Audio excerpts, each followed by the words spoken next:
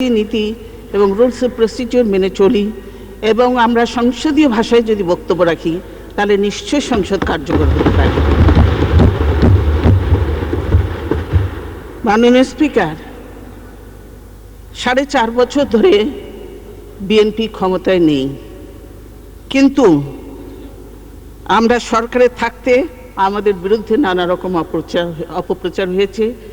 এখনো আমাদের বিরুদ্ধে নানা রকম অপপ্রচার চালানো হচ্ছে।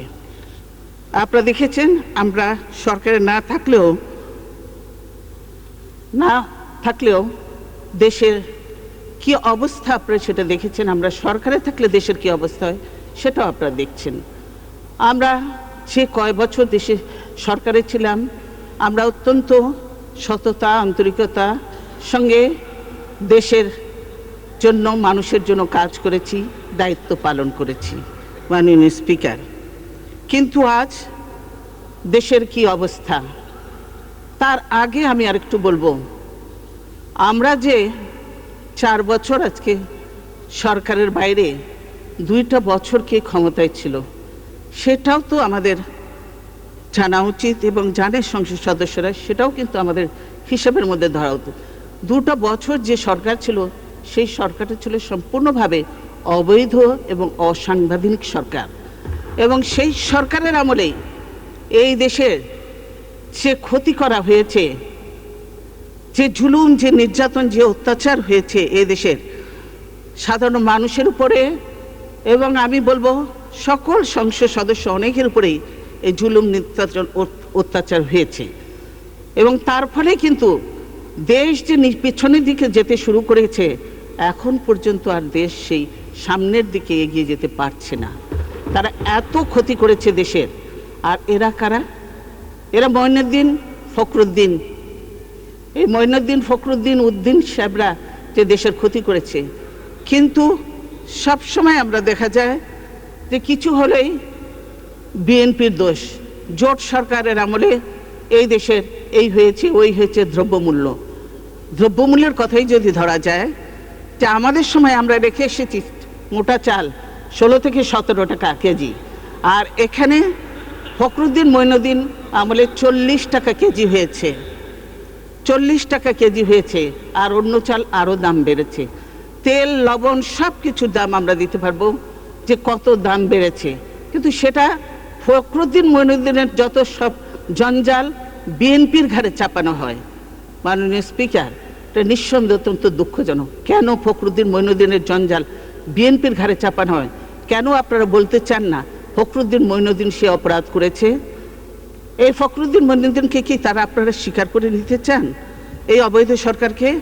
কারণ ফখরুদ্দিন মঈনুদ্দিন যখন ক্ষমতায় আসলো, কিভাবে ক্ষমতায় আসলো আপনারা দেখেছেন, এবং সেটা ছিল সম্পূর্ণ অবৈধ এবং অসাংবিধানিক। কিন্তু আপনারা বললেন যে আপনাদের আন্দোলনের ফসল ফখরুদ্দিন মঈনুদ্দিন, এবং তাকে আপনারা স্বাগত জানালেন। তাকে স্বাগত জানালেন, তার সেই শপথ অনুষ্ঠানে যোগদান করলেন।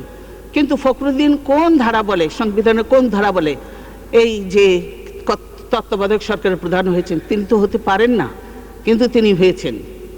2টা বছর তারা এদেশের মানুষের কি সর্বনাশ করেছে আপনারা দেখেছেন। দেশের মানুষ আজ কেমন আছে আপনি নিশ্চয়ই জানেন। আপনি এলাকায় যান, আপনি একজন প্রবীণ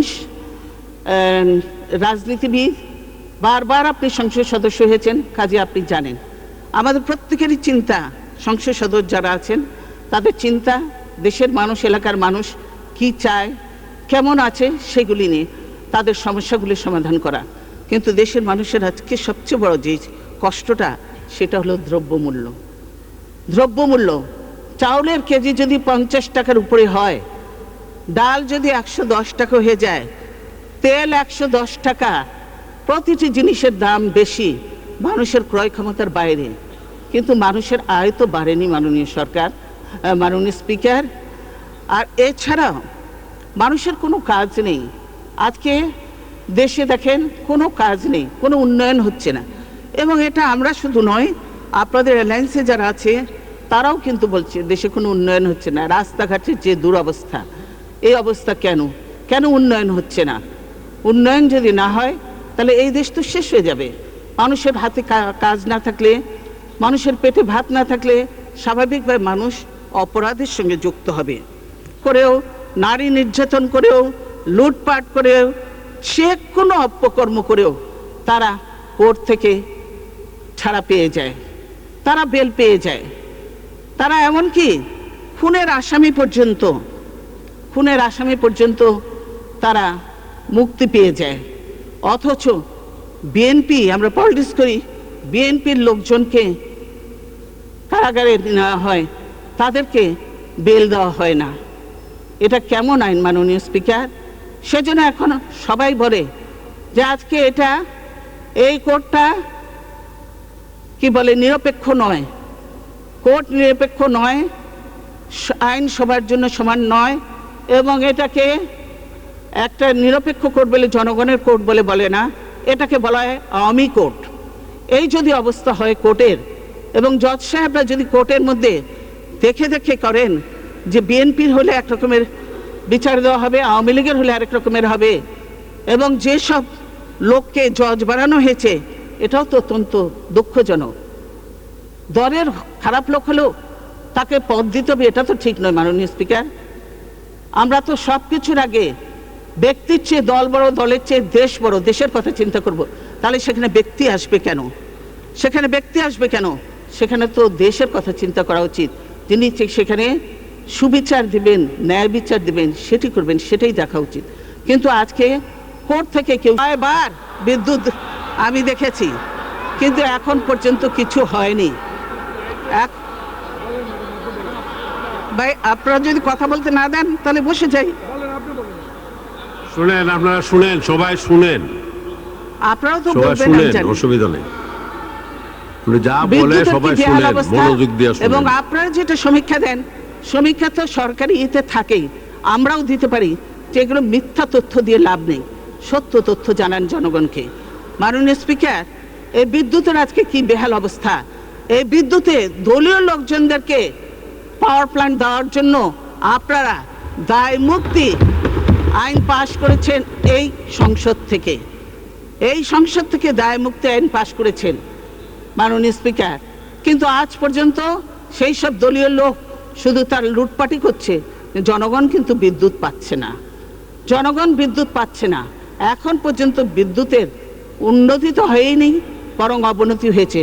অথচ অনেকগুলো পাওয়ার প্ল্যান্ট দিয়েছেন এবং এত চড়া দামে দিয়েছেন যে এই দামে মানুষ বিদ্যুৎ কিনে কোনো কিছু, গৃহস্থালিতে মানুষ বিদ্যুৎ ব্যবহার করতে পারবে না, শিল্প কলকারখানায় বা কোনোখানেই মানুষ বিদ্যুৎ ব্যবহার করতে পারবে না।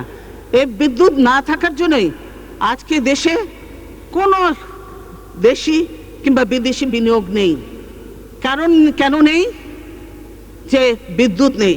ইন্ডাস্ট্রি করলে সেখানে বিদ্যুতের সংযোগ দেওয়া যায় না, যার জন্য কিন্তু মানুষ একটা কঠিন সমস্যার মধ্যে আছে, বিপদের মধ্যে আছে। কি হয়েছে? মানুষ দেখবেন যে লোন নিয়েছে, ইন্ডাস্ট্রি করেছে, কিন্তু সেই ইন্ডাস্ট্রিতে চালাবে, বিদ্যুতের সংযোগ পাচ্ছে না তিনারা। ফলে তাকে ঋণ পরিশোধ করার জন্য দিনের পর দিন গুনতে হচ্ছে টাকা, অথচ তার মাথার উপর ঋণের বোঝা বাড়ছে, কিন্তু তার ইন্ডাস্ট্রি চলছে না, বিদেশি বিনিয়োগ আসছে না, দেশের সার্বিক রাজনৈতিক পরিবেশ ভালো নয়, তার উপরে বিদ্যুৎ গ্যাস নেই বিধায় বিদেশি কোনো বিনিয়োগ আসছে না।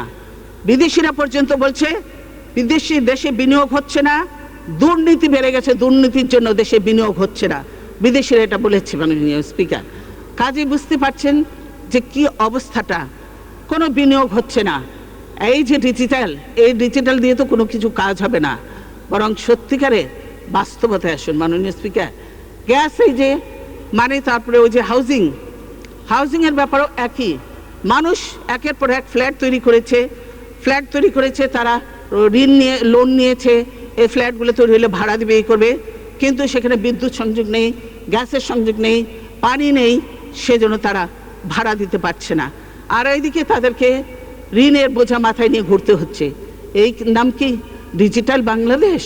এই ডিজিটাল বাংলাদেশ কি মানুষ দেখতে চেয়েছে? এখন বই বিদেশ থেকে ছাপিয়ে আনতে হয়, এটা অত্যন্ত দুঃখের মাননীয় স্পিকার। তাই বলতে চাই, হ্যাঁ, তাই মাননীয় স্পিকার বলতে চাই যে আপনার মাধ্যমে আপনি বলেছেন যে আপনারা সংসদে আসেন,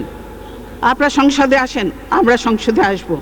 আমি আশা করি একদিন প্রথম দিনেই যে হইচই আপনাদের দেরিয়ে তো এরপরে তো আজকে আপনি সুযোগ দিয়েছেন। এই ধরনের মাননীয় বিরোধী নেতা এই ধরনের একটু ইয়ে না হলে সংসদ যা প্রাণমন্ত আমি যা কথা বলেছি না, তবে আপনাকে ডিস্টার্ব করতে দেওয়া হবে না। এবং তথ্য ভিত্তিক আমি কথা বলেছি, সম্পূর্ণ সত্য এবং তথ্য ভিত্তিক কথা বলেছি।